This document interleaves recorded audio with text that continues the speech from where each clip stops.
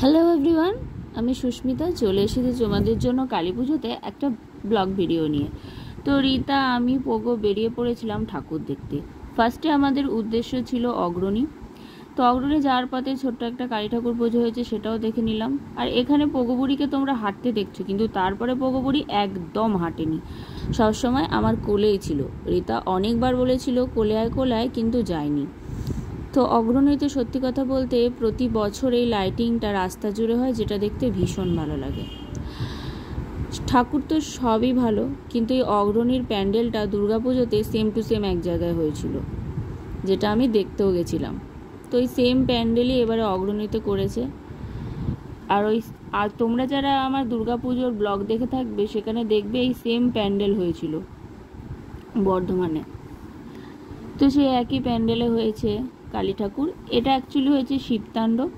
তো আমরা একটু সন্ধে হওয়ার মধ্যেই বেরিয়ে পড়েছিলাম, যাতে ভিড়টা না হয়, কারণ বাচ্চা নিয়ে লাইন দিয়ে ঠাকুর দেখা একটু অসম্ভবই বটে। আর এখানে পাশে যে ফাঁকা জায়গাটা আছে, সেখানে শিবতাণ্ডব হয়। যখন হয়তো খুব ভিড় হয়, লাইন পড়ে, তখন সেই প্রোগ্রামটা শুরু হয়। আর এখানে ঠাকুরটিও খুব সুন্দর হয়েছিল। তারপরে আমরা চলে গেলাম হচ্ছে মেলায়। অগ্রণীর মাঠটা বড় হলেও সেরকম বেশি দোকান বসেনি, ছোটোখাটো কটা দোকান বসেছিল, 20 টাকা 10 টাকার জিনিস। আমি মেলা থেকে কী কী কিনেছি সেগুলো তোমাদেরকে জানানোর জন্য অবশ্যই আলাদা একটা ছোট্ট ভিডিও করব, মিনি ব্লগ। আর এখানে আমি একটা ছোট বড় কৌটোও নিয়েছি সাজার জিনিসের জন্য।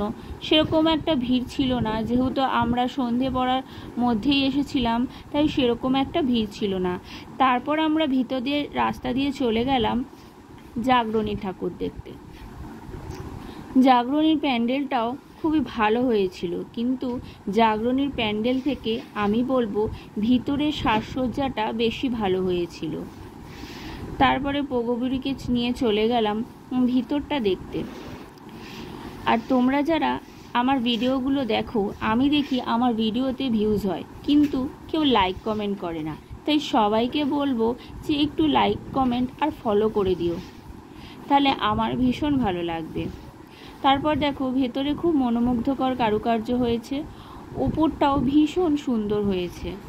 আর এই প্যান্ডেলে ভালোই ভিড় হয়েছিল। 6:30টার পর তো প্রচুর লাইন পড়ে গেছিল। আমরা যখন গেছি তখনই বেশ ভালো ভিড় হয়েছে। এদিকে দেখো প্যান্ডেলের মধ্যে ওপরে একটি বৌদ্ধ মূর্তিও হয়েছিল। আর এই যে এখানে পোগোবুড়ি লাইটিং দেখতে খুব ব্যস্ত। ধীরে ধীরে আমরা ভিড়টাকে সরিয়ে ঠাকুরটাকে দেখলাম। ঠাকুর দেখে আমরা চলে গেলাম জাগরণীর মেলায়। আর জাগরণীর মেলাতে বলতে গেলে অনেক দোকান বসেছিল।